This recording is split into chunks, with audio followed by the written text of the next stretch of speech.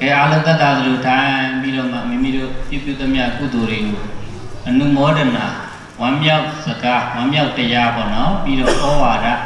အဆုံးအမတရားအဆုံးအမစကားနာကြားကြမယ်လူတကာလူမတွေကိုဝမ်းမြောက်အောင်ဟောပြတဲ့တရားအနုမောဒနာတရားလူတကာလူမတွေကျင့်စရာတွေ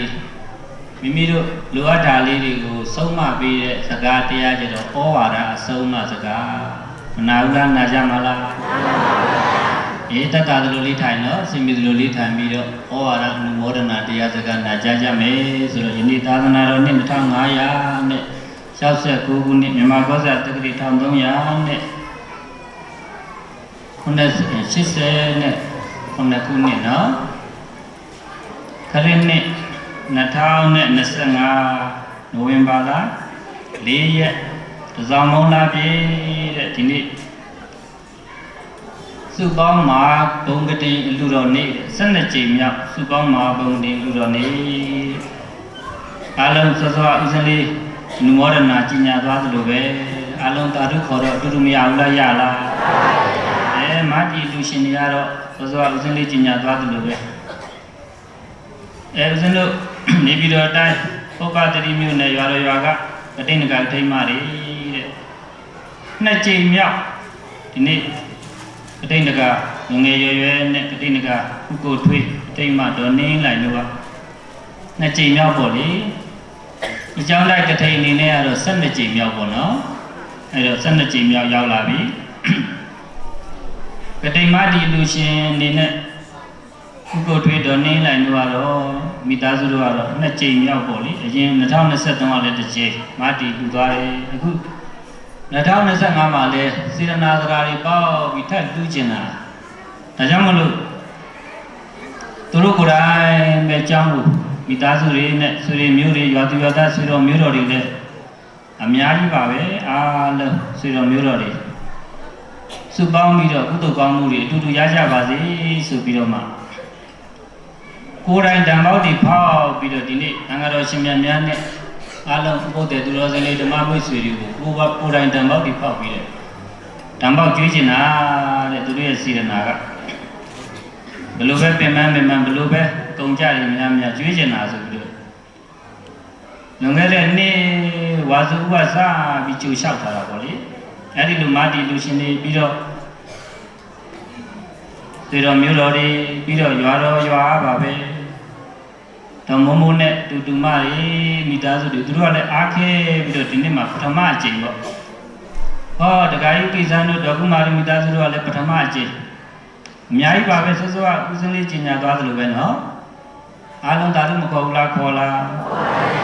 အေးတာဓုခေါ်ကြတယ်တာဓုခေါ်တော့တူတူမရဘူးလားရလားပရိသတ်ဝင်လည်းကိုစီလူကြတယ်ဟောဝေယဝိဇ္ဇာတွေလည်းကုကြတယ်ပန်းလာတွေလည်းလူကြတယ်အားလုံးပြောပြောရှင်းရှင်းနဲ့ကုသိုလ်ကောင်းမှုတွေမယုံလားယူကြလားကုသိုလ်အစစ်တွေကိုရအောင်ယူကြတယ်ပြောချင်းစရာအစစ်ကုသိုလ်နဲ့ပြောကြတယ်တဲ့ဒီနေ့ကဒါကြောင့်မလို့ဒီနေ့နုမောဒနာတရားကောင်းစဉ်လေးအနေနဲ့ကတော့တဲ့နော်အားလုံးအမြဲကြုံမဲ့ကိုရှိသူကုသိုလ်ရှိတဲ့လူတဲ့ဗါလဲတော့အမြဲကြုံမဲ့ကိုရှိသူကုသိုလ်ရှိတဲ့လူတဲ့လောကကြီးမှာတဲ့မြတ်စွာဘုရားဟောတဲ့တရားနဲ့ကြည့်လိုက်ရင်လူတွေဘလောက်များတဲ့နော်တရားသဘောနဲ့ကြည့်လိုက်ရင်လူ၄မျိုးရှိတယ်တဲ့မြတ်စွာဘုရားကလူဘယ်နှမျိုးလဲ၄မျိုးပါဗျာနံပါတ်1ကိုယ်တိုင်လဲလူတွေနောက်သူများကိုလည်းနိဗ္ဗာန်ဆိုတိုက်တွန်းနေဟောနံပါတ်1လူကကိုယ်တိုင်လဲလူတွေသူများကိုလည်းတိုက်တွန်းနေဖြစ်ရဘဝမှာကိုယ်တိုင်လူတဲ့အတွက်စိစိဥစ္စာတွေပြည့်စုံမယ်ပြီးတော့သူများကိုတိုက်တွန်းတဲ့အတွက်ဘာဖြစ်မလဲဖြစ်ရဘဝမှာရွှေရမိတ်ဆွေပေါင်းသင်းတွေပေါ်တယ်ပထမဦးဆုံးလူမကောင်းလားကောင်းလားအဲ့ဒါကုသိုလ်ရှိတဲ့လူပဲကိုရှိတဲ့ကုသိုလ်ကကိုယ်ကိုအမြဲမကြုံလားကြုံမှာလားကိုရှိတဲ့ကုသိုလ်ကကိုယ်ကိုအမြဲကြုံမှာကိုရှိတဲ့ကိုရှိသူဖြစ်တဲ့ကုသိုလ်ကကိုယ်ကိုအမြဲကြုံမှာကိုကအကုသိုလ်ရှိတာနဲ့ကုသိုလ်ရှိတာကုသိုလ်ကတော့ကိုယ်ကိုအမြဲတမ်းကိုပြုထားတဲ့ကုသိုလ်ကအမြဲတမ်းမကြုံလားကြုံမှာလားကိုရှင်းလို့ဆိုပြီးတော့အကုသိုလ်တွေလုပ်ထားတယ်ကိုကြိုက်တာတွေကိုလုပ်ထားတယ်အကုသိုလ်တွေကတော့ကိုယ့်ကိုကဲဒုက္ခတွေမပေးဘူးလားပေးမှာလား ဒုက္ခတွေသူကကြုံမှာတဲ့အာကုသိုလ်ကိုကရှိတယ်ဆိုရင်အာကုသိုလ်ကကိုဒုက္ခတွေနဲ့ကြုံမှာကုသိုလ်ရှိတယ်ဆိုကုသိုလ်တွေပြုထားတဲ့သူဘယ်သူကကြုံမှာလဲကုသိုလ်ကကြုံမှာတဲ့ဒါကြောင့်မလို့ကိုယ်တိုင်လည်းကုသိုလ်တွေမပြုဘူးလားပြုလားကုသိုလ်ရှိတဲ့လူဖြစ်အောင်ကြိုးစားတယ်သူများကိုလည်းကုသိုလ်တွေပြုအောင်မတိုက်တွန်းလားတိုက်တွန်းလားအခုကြည့်လေအားရပါရပါပဲနေပြီးတော့ဟောဆွေတော်မျိုးတော်တွေကလည်းပဲဟောအားရပါရကိုယ်တိုင်လည်းလူတွေသူများကိုလည်းတိုက်တွန်းတယ်ဟောဒီကရွာတိရွာသူရွာသားမိသားစုတွေကလည်းပဲဟောနှစ်စဉ်မပြည့်လူတန်းနေကြပဲနောက်ရွာတရားမိသားစုတွေရောအကုန်လုံးပဲစောစောဦးစင်းလေးကျင်ညာသွားတယ်လို့ပဲအားလုံးကကိုယ်တိုင်လည်းလူတွေသူများကိုလည်းနိဗ္ဗာန်ဆိုလုပ်တယ်ကုသိုလ်ကိုရှိတဲ့လူတဲ့ဗါရဲတော့အာကုသိုလ်ရှိတဲ့သူကျတော့အာကုသိုလ်ကိုယ်တိုင်လည်းလုပ်တယ်သူများကိုလည်းလုပ်ခိုင်းတယ်ဒါဆိုရင်အာကုသိုလ်ရဲ့ဆိုးကျိုးတွေကိုယ်တိုင်လည်းခံရမယ်သူများလည်းခံရမယ်ကောင်းရဲ့လားဒါဆိုရင်အာကုသိုလ်ရှိတဲ့လူလားကုသိုလ်ရှိတဲ့လူလားကုသိုလ်ရှိရင်ဘယ်သူကအမြဲကြုံမှာလဲကုသိုလ်ကအမြဲကြုံစိရပဝသိပုရိတံဒုရတောတုတိမာကတံညာတိမိတ်တာသွေဇာဇာပိနန္တန္တိအာဂတံ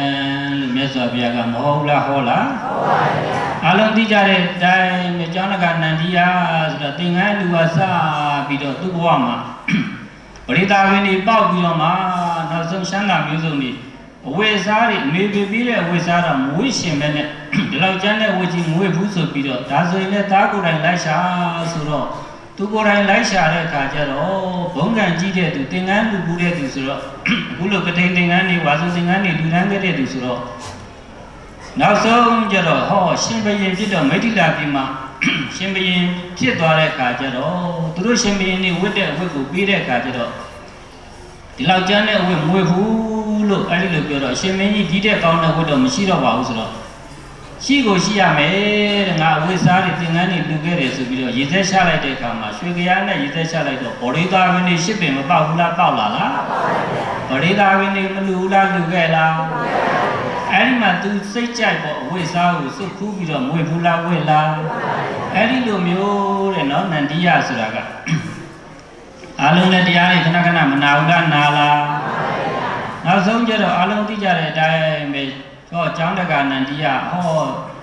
ကုသိုလ်ကောင်းမှုရေသက်ချပြီးတာနဲ့ဟောနတ်ဘုံနန်းနန်းတွေမပေါက်ဘူးလားပေါက်လားအဲ့ဒီမဲ့သူ့ရဲ့ရွှေရနတ်သမီးတွေနဲ့နတ်ဘုံကြီးကသူ့ကိုမကြိုဘူးလားကြိုနေလားအရှင်မောဂလန်ကနတ်ပြည်ကြွားတော့မတွေ့ဘူးလားတွေ့လားနတ်သမီးတွေမှာတဲ့အရှင်ဘုရားလူပြည်ကကျောင်းတက္ကကုဏန္ဒီယကုသိုလ်ရှင်ကုသိုလ်ကိုရှိတဲ့လူကြီးကိုတဲ့နတ်ပြည်မြန်လာပါတော့ဆိုပြီးတော့မမဘူးလားမလားမြေဦးနဲ့တူတဲ့ခန္ဓာကိုယ်ကြီးရုပ်ဆိုးဆိုးကြီးကိုစွန့်ပြီးတော့မဲရွှေဦးနဲ့တူတဲ့နတ်ခန္ဓာနတ်သားအဖြစ်ကိုလာလဲပါမြေဦးနဲ့တူတဲ့ရုပ်ဆိုးဆိုးလူခန္ဓာကြီးဟုတ်တယ်မလားအဲ့တော့နတ်သားနတ်သမီးတွေကရွှေဦးတဲ့သူတို့ကိုသူတို့နော်လူတွေကကျတော့လူသားလူသမီးတွေကတော့ဘာဦးတွေလဲမြေဦးတွေခဏခဏမကွဲဘူးလားကွဲလားကွဲတယ်နော်ဟောလက်တန်းနဲ့သမီးတွေကသူတို့ကိုသူတို့ရွှေဦးတယ်ဒါပေမဲ့လို့ရွှေဦးပဲဖြစ်ဖြစ်မြေဦးပဲဖြစ်ဖြစ်နောက်ဆုံးကြတော့မပြတ်ဘူးလားပြတ်စည်းလားပြတ်ပါဘူးဒါကြောင့်မလို့ကုသိုလ်ကောင်းမှုတွေကိုနတ်ပြည်ကိုမှန်းရမှာလားနိဗ္ဗာန်မှန်းရမှာလားနိဗ္ဗာန်ကိုမှန်းပါတဲ့နိဗ္ဗာန်ရှမ်းသာမှန်းရင်ကျန်တာရှမ်းသာတွေအကုန်မရဘူးလားရလားအဲ့ဒီမှာနတ်သမီးတွေကတော့အဲ့လိုမှားတယ်ရှင်မောဂလန်လူပြည်ရောက်မြတ်စွာဘုရားလျှောက်တယ်မြတ်စွာဘုရားလူပြည်ကကုသိုလ်တွေပြုထားတဲ့သူသူ့ကိုကုသိုလ်တွေကကျိုးနေတာဟုတ်ပါသလားဘုရားကောင်းကျိုးချမ်းသာတွေကကျိုးနေတာရှစ်သားမောဂလန်တင်ကိုယ်တိုင်တွေ့ခဲ့ပြီပဲလို့မြတ်စွာဘုရားမမိတ်ဘူးလားမိတ်လားဘလို့မိတ်လဲဆိုရင်စိရပဝသိပုရိတံဒုရတောတုတိမာကတံညာတိမိတ်တာသွေဇာဇာပိနန္တန္တိအာဂတံတဲ့ကိုပြုထားတဲ့ကုသိုလ်ကောင်းမှုတွေကကိုရှိတဲ့သူတွေကတဲ့ကုသိုလ်ကောင်းမှုရှိတဲ့လူကကိုပြုတဲ့ကုသိုလ်ကိုယ့်ရဲ့ကုသိုလ်ရှိတဲ့သူကိုရှိသူကဖြစ်ရဘဝမှာကိုယ်ကိုကောင်းကျိုးချမ်းသာတွေနဲ့ကြိုနေလိမ့်မယ်။ဘာနဲ့ဥပမာပေးလဲဆိုတော့ညာတိမိတ်တာသွေးဇာဇာအဘိနန္တန္တိအာဂတံနဲ့ဆွေတွေမျိုးတွေတဲ့ဆွေမျိုးဆိုတာကချွေရှိမှမျိုးတော်တဲ့ချွေမျိုးရှိတယ်။ကုသိုလ်နဲ့ဆက်တဲ့ကုသိုလ်ဆွေမျိုးရှိတယ်နော်။ ပြီးတော့မေတ္တာဆက်တဲ့မေတ္တာဆွေမျိုးရှိတယ်ဆွေမျိုးမျိုးမျိုးမရှိဘူးလားရွှေနဲ့ရွှေရှိမှတော်တဲ့ရွှေမျိုးဟောသွေးသားဆက်တဲ့ဆွေမျိုးနောက်တက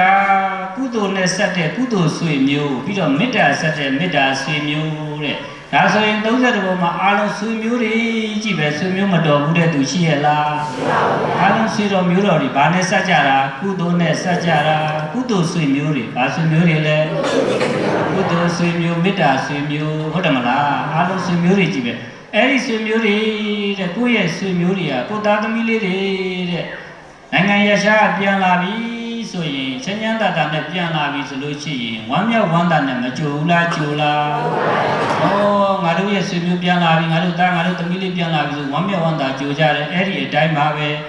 ကိုဖြစ်လျာသွားလျာမှာတန်တရားခရီးနိဗ္ဗာန်မရမရှင်းမသွားဘူးလားသွားရမှာလားနိဗ္ဗာန်မရမရှင်းသွားရမယ်တန်တရားခရီးဆိုတော့တဲ့အဲ့ဒီတန်တရားခရီးကမရှင်းဘူးလားရှင်းလားတန်တရားခရီးကရှင်းတယ်နိဗ္ဗာန်မရရှင်းမရမရှင်းသွားရမှာရိတ်ခါလေးမလိုဘူးလားဒါဆိုကုသိုလ်တွေများများရှိဖို့မလိုဘူးလားကုသိုလ်မပါတဲ့သူရိတ်ခါမပါတဲ့သူဆိုသူမှမကြိုကြဘူးတဲ့ဟောအပယ်လေးပုံရောက်တယ်ငရေတိရစ္ဆာန်ပြိတ္တာသူတကယ်ရောက်သွားပြီကဲကုသိုလ်ပါတဲ့သူကျတော့လူပြည်ရောက်လာကြတယ်နတ်ပြည်ရောက်သွားကြတယ်ဗြဟ္မပြည်ရောက်လာကြတယ်ဟောကုသိုလ်တွေကမကြိုဘူးလားကြိုလားကုသိုလ်ကကြိုတယ်တဲ့သူ့ကိုကြိုမဲ့သူတွေအရင်သိရှိနေတယ်ဘာလို့ရှိတဲ့လူလဲအမြဲကြိုမဲ့ကိုရှိသူဆိုတာဘာလို့ပြောတာလဲကုသိုလ်ပြောတာကုသိုလ်ကိုမရှိဘဲနဲ့အာဟုသူတွေကိုရှိထားမယ်ဆိုရင်ကိုယ်ရှိတဲ့သူကုသိုလ်မရှိဘဲနဲ့ကိုယ်ကရှိတဲ့အာဟုသူပဲရှိတယ်ဆိုရင်အာဟုသူဒုက္ခတွေကကိုယ်မပြေဘူးလားပေးမလား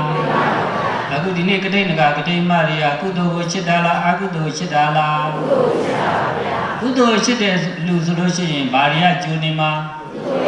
ကုသိုလ်တွေကကျိုးနေမှာဒီနေ့ကတိဏကကတိမတွေ2ကြိမ်မြောက်ဟောပထမအကြိမ်မြောက်12ကြိမ်မြောက်ကတိဏကကတိမတွေတဲ့အဲ့ဒီကိုပြုထားတဲ့ကုသိုလ်တွေကတေချာပေါ့ပဲကောင်းကျိုးချမ်းသာတွေကိုယ်ကိုကြိုးနေမှာပါလို့မယုံလားယုံလားဘုရားကိုယ်တိုင်မဟောဘူးလားဟောလားအလုံးကုသိုလ်ဆွေမျိုးတွေဖြစ်တဲ့အတွက်မေတ္တာနဲ့ဆက်တဲ့ဆွေမျိုးတွေသွေးသားနဲ့ဆက်တဲ့ဆွေမျိုးတွေအားလုံးဆွေတော်မျိုးတော်တွေကနောက်ဆုံးကြတော့ကုသိုလ်ပါတဲ့သူကိုကြိုကြတယ်ကုသိုလ်မပါတဲ့သူကုသိုလ်မရှိတဲ့လူကိုမကြိုဘူးရေကုန်မောင်နှမချင်းတော်မှတူရဲ့လားမတူဘူးနော်တကမိဘကအမေရမျက်နှာလိုက်တယ်အဖေရမျက်နှာလိုက်တယ်မပြောဘူးလားပြောလားဒီသားလေးကိုပို့တယ်လို့သမီးလေးကိုပို့တယ်လို့ဖြစ်ကြတယ်ဒါကံချင်းတူလို့လားမတူလို့လားကုသိုလ်ချင်းတူလို့လားမတူလို့လားဒါကြောင့်မလို့တဲ့ကုသိုလ်ကိုရှိတဲ့လူဖြစ်အောင်တဲ့ဟောကတိဏကကတိမတွေမိသားစုတွေဆွေတော်မျိုးတော်တွေအမြဲတမ်းမကြိုးစားလားကြိုးစားလားကိုယ်တိုင်လည်းကုသိုလ်ကိုရှိတယ်ကုသိုလ်ကိုပြုတယ်ဟော2ကြိမ်မြောက်12ကြိမ်မြောက်ပေါ့နော်ဟောသူများတွေကိုလည်းတိုက်တွန်းတယ်တိုက်တွန်းတော့သူများတွေလည်းပါမလာဘူးလားကိုယ်တိုင်လည်းလူတယ်သူများကိုတိုက်တွန်းတဲ့လူနံပါတ်1ကတော့ကိုယ်တိုင်လူတယ်သူများကိုမတိုက်တွန်းဘူးကိုယ်တိုင်လူတော်စည်းစိမ်ဥစ္စာတွေပြည့်စုံတယ်သူများကိုမတိုက်တွန်းတော့လေသူကအရွှေရမရှိဘူးတဲ့မိတ်ဆွေမရှိဖြစ်တတ်တယ်မြတ်စွာဘုရားကလူ4မျိုးမဟုတ်လားဟောလားကိုယ်တိုင်လူတယ်သူများတိုက်တွန်းတယ်နံပါတ်1မကောင်းလားကောင်းလားကုသိုလ်ရှိတယ်နော်ကုသိုလ်ရှိတာနဲ့ပစ္စည်းဥစ္စာတွေရှိတာအသက်ခန္ဓာတွေရှိတာတူရဲ့လားပစ္စည်းဥစ္စာအသက်ခန္ဓာဆိုတာတဲ့ကဲကိုပိုင်ရဲ့လားပစ္စည်းဥစ္စာဆိုတာလည်းကိုမပိုင်ဘူးပစ္စည်းဥစ္စာရှိတော့မှလူထားပါပစ္စည်းဥစ္စာရှိတော့မှလူမထားဘူးဆိုရင်ပစ္စည်းဥစ္စာတွေပြတ်သွားရင်လူကျင်လို့ရလားစေတနာတရားရှိတော့မှလူထားပါဟောစေတနာတရားပြတ်သွားရင်လူလို့ရသေးရဲ့လားအသက်ခန္ဓာရှိတော့မှသီလတွေစောင့်ထားပါကုသိုလ်ကိုရှိထားပါဘာဝနာတွေပွားပါအသက်ခန္ဓာမရှိတော့ရင်ကုသိုလ်လုပ်ခြင်းလို့ရသေးလား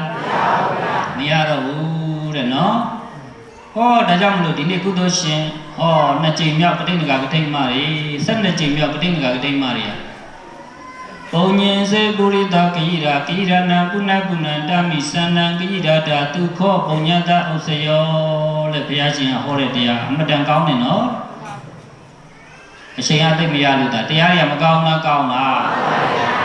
ကုသိုလ်ကောင်းမှုပြုကျင်တဲ့စိတ်ကလေးပေါ်လာရင်တဲ့အဲ့ဒီစိတ်ကလေးမပြောက်စီနဲ့ထက်ကပြုတဲ့ပုဏ္ဏပုဏ္ဏပထမတစ်ချိန်ပြုပြီးပြီဟာအားမရသေးဘူးဒုတိယတစ်ချိန်ထပ်ပြုမယ်ကတိဏကဟောဥက္ကိုထွေးတို့ဒေါ်နေလိုင်းတို့မိသားစုတွေ ပုပ္ပစေရနာတွေတဖွာဖွာနဲ့အဲ့ဒီမှာမလူခင်တဲ့ကနေတဖွာဖွာဖြစ်ပြီးတော့နေတယ်ဟောစေရနာတွေအခုမုံစကိုယ်တိုင်လူနေတယ်ဟောလူပြီးတဲ့အခါမှာလဲစေရနာဘယ်နှချက်လဲစိတ်စေရနာတရားတရား၃ချက်တဲ့ဆိုကြည့်ပါအောင်စေရနာ၃တန်မိုးရိမံဤနံရကြမီစေရနာ၃တန်မိုးမမံဤနံညံကြမီစေရနာကောင်းမှကံကောင်းကြခုနောင်ဘဝရှမ်းသာမီစေရနာကောင်းအောင်တတိဆောင်ခုနောင်ဘဝကြိုးစားမီဖန်ဆင်းခြင်းအားစေရနာတေရှာမှတ်ရမီစေရနာသုံးနာမိုးရိမှန်တော့တိနာနေမကောင်းလားကောင်းလားစေရနာသုံးနာမိုးရိမှန်နဲ့မိုးလဲမိုးနောက်ဟောမလူခင်မှာစေရနာလူတော်မှာစေရနာလူပြီးတဲ့စေရနာမိုးဘယ်နှမိုးလဲမိုးတဲ့ဟောမိုးရိမှန်နဲ့ဒီနေ့အထိတ်အမကြီးတော်မိုးနဲ့တူမလေးမိသားစုတွေလဲကထိန်ကထိန်မဖြစ်တဲ့ပထမအကျိအားခဲပြီးတော့မလူလားလူကြလားစေရနာမိုးတွေမကောင်းလားကောင်းလားစေရနာမိုးတရာမိုးကုသိုလ်မိုးတွေအားတဲ့ဒုက္ခမိုးလို့ခေါ်ပါတယ်ကောင်းကျိုးချမ်းသာတွေပေးတယ်အဲ့ဒီလိုမဟုတ်ဘဲနဲ့ဒေါသလောဘဒေါသမောဟမနာလိုအိတ်တာမိစ္ဆေရာအာဟုတုမိုးတွေကတော့ဒုက္ခမိုးလို့ခေါ်ပါတယ်ဒုက္ခမိုးတွေရောအလုံးဒုက္ခမရောက်ဘူးလားရောက်လားဒါဆိုရင်စေရနာမိုးနဲ့ဒုက္ခမိုးတဲ့စေရနာမိုးနဲ့ဒေါသမိုးဘယ်မိုးရွာမှာလဲစေရနာမိုးရွာပါဗျာကုသိုလ်မိုးနဲ့အကုသိုလ်မိုးဘယ်မိုးရွာမှာလဲကုသိုလ်မိုးရွာပါစေရနာမိုးတရာမိုးတွေအခုမရွာဘူးလားရွာကြလားဒါဆိုရင်ကောင်းကျိုးချမ်းသာဒုက္ခတွေမရဘူးလားရမှာလားဒီဒုက္ခမိုးဆိုကောင်းကျိုးချမ်းသာတွေပြီးမယ်ဒုက္ခမိုးဆိုရင်ကံဆိုးမှသွားရဒါကုသိုလ်မိုးလားအကုသိုလ်မိုးလားအကုသိုလ်မိုးပါဗျာဩဘယ်သူမှအပြစ်မတင်မနဲ့ဩကံဆိုးမှသွားရမိုးလိုက်လို့ရွာကံဆိုးမှဆိုမှတော့မကောင်းတဲ့အကုသိုလ်မိုးတွေရွာခဲ့တယ်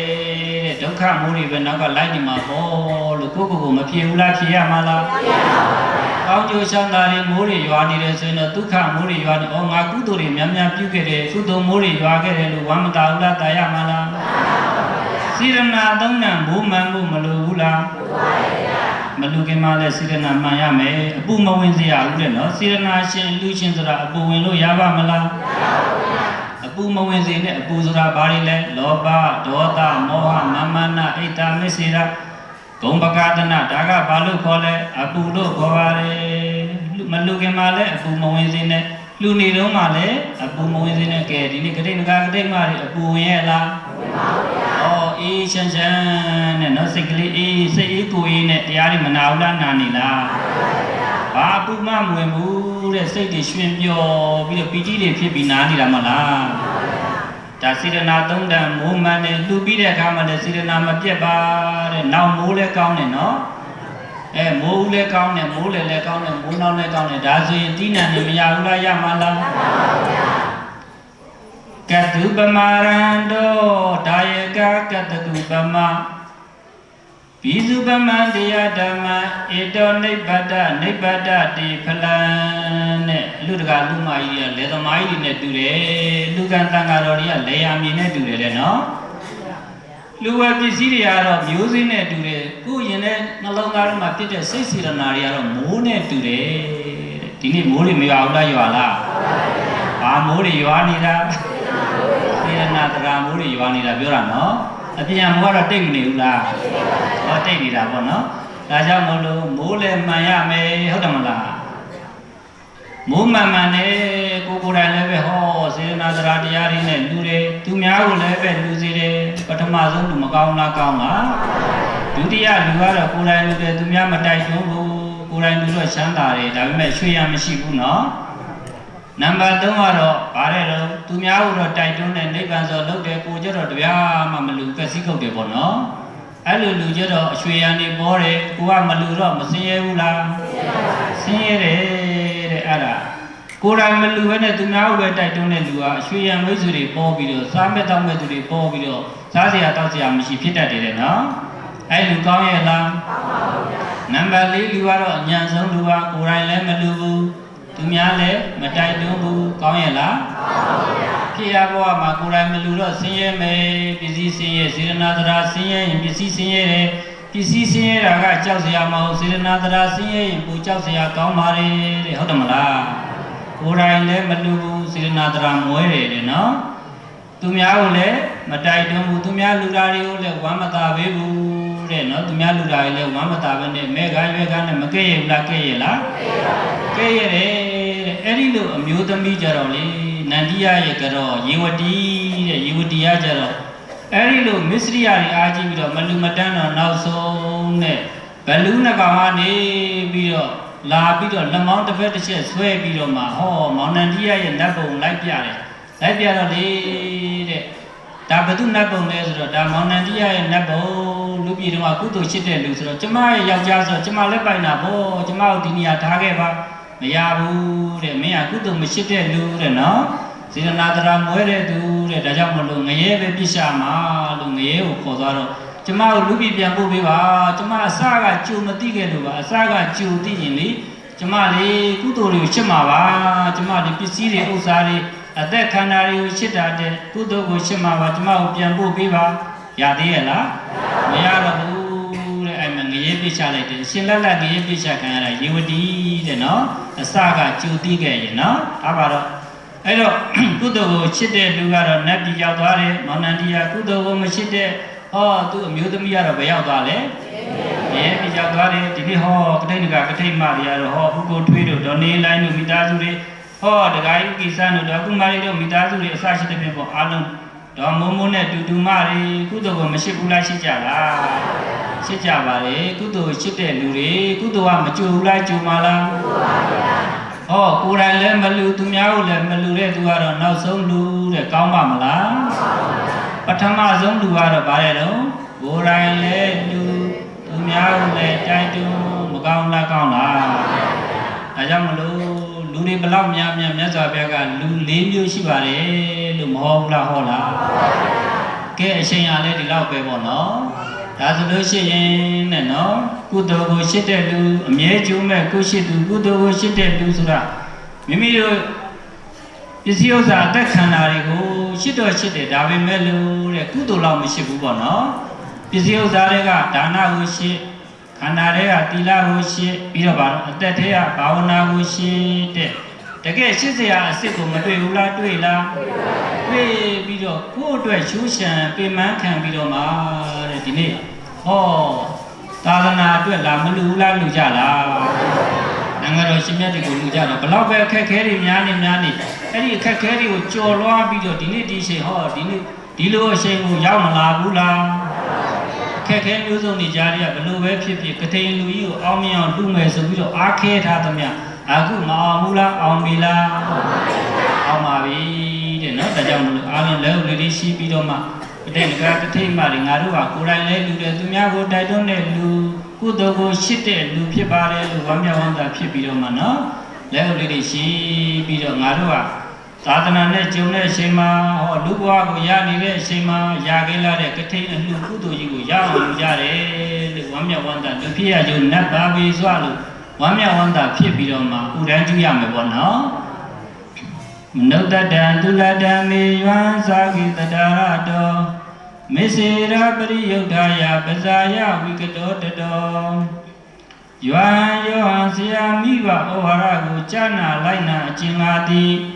မေစေရပရိယုဒ္ဓယမပိယလိုသဝံတုတဖြင့်ထိုထိုဒါနဥတမြ၌မေစေရယံပုံကံတောင်းချမ်း၍နေသောဗဇာယဝမှုစာမှုအကျွမ်းမှု၌အာပြုငယ်ဆောင်လူအပေါင်းတွင်တတောထိုထိုဒါနမေစေရကိုထားကြွပုံကံတပုံယံမှာ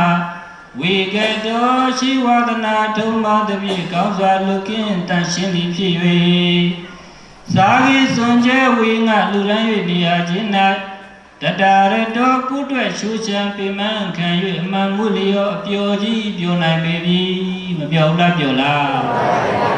တတာမိဒါနသာဂိပါရမီနှင့်တာကြည်မှုလျောထိုကဲ့သို့အပျော်ကြီးပျော်နိုင်တဲ့ငါတို့ကတိတ်နကကတိတ်မမိသားစုတို့မှာမနုဿတံပတိရူပဤဒေသ၌ဖြစ်ရစင်စစ် ယားတရားတန်ခါရှိတဲ့အယက်၌ဖြစ်ရစင်စစ်လူအဖြစ်ကိုသူလက်တံဝတ္တသန္တရာနောင်ဤမြောခေါင်ပြီးကဤမြရွှင်ပြောဩအယတော်ဘေဇရကား